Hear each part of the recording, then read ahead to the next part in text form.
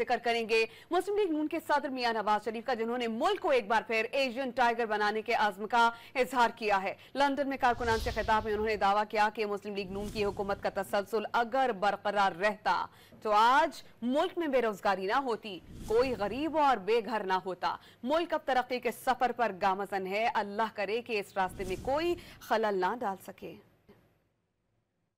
अगर वो मोमेंटम रहता, आज पाकिस्तान के अंदर कोई बेरोजगारी नाम की कोई चीज ना होती, कोई बेरोजगार ना होता। आज पाकिस्तान में कोई गरीब ना होता, बेघर ना होता।